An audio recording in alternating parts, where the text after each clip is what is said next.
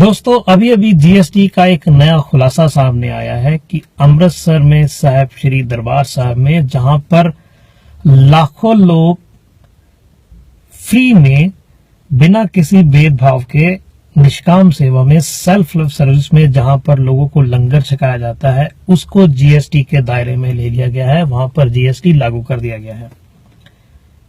मुझे ये नहीं समझ आता कि जेटली साहब या जो हमारी सरकार है सिर्फ और सिर्फ माइनॉरिटीज पर बार बार क्यों टारगेट कर रही है। अब बहुत से लोग कहेंगे कि इसमें माइनॉरिटीज को क्यों बीच में लाया जा रहा है।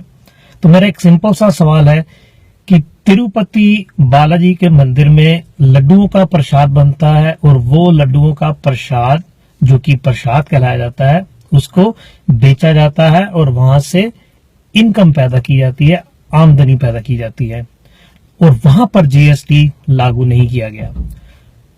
लेकिन दरबार साहब में जहां पर ऑलमोस्ट 5 लाख लोग एक हफ्ते में लंगर छकते हैं और वो लोग, उन लोगों की जात नहीं पूछी जाती, उनका कोई धर्म नहीं पूछा जाता, वो कहां से आए हैं, किस देश से आए हैं, किस प्रदेश से आए हैं, कौन सा उनका रंग है, ऐसा कुछ भी नहीं पूछा जाता, ऐसा कुछ भी ध्यान में नहीं रखा जाता। वहां पर जीएसटी को लागू कर दिया गया है। तो क्या ये एक सीधा सीधा माइनॉरिटी पर, साहिब श्री दरबार साहब पर एक छुपा हुआ अटैक नहीं है?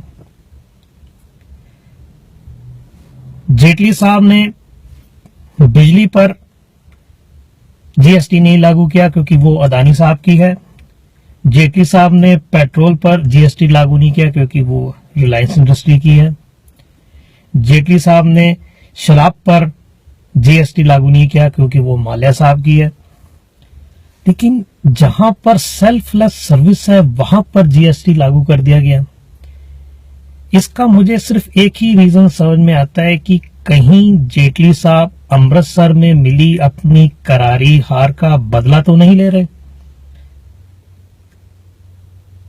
और कोई रीजन इस बात में मुझे समझ नहीं आता कि धर्म के नाम पर, धर्म भी आप उसको किसी एक रिलीजन के साथ नहीं जोड़ सकते क्योंकि वहां पर एक सेल्फलेस सर्विस है।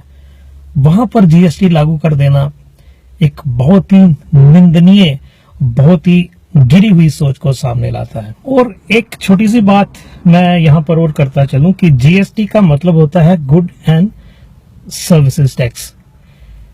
अमृतसर दरबार साहब में ना कोई गुड्स, ना कोई चीज बेची जाती है, ना पर वहां पर कोई सर्विस बेची जाती है। वहां पर सेल्फलेस सर्विस जरूर है जो ह्यूमैनिटी को दी जाती है, मानवता के लिए की जाती है। ये जो कदम आपने उठाया है, इसे जब मुगलों ने उठाया था तब पूरे हिंदुस्तान में उस समय, आज से 500 साल पहले, त्राहिमाम हो गई थी और उन्होंने उसको नाम दिया था जजिया। ये वही जजिया आज आपने एक बार फिर माइनॉरिटी पर लगाकर साबित कर दिया है कि शायद हमारे मुल्क में या हिंदुस्तान में माइनॉरिटी अब सेफ नहीं है।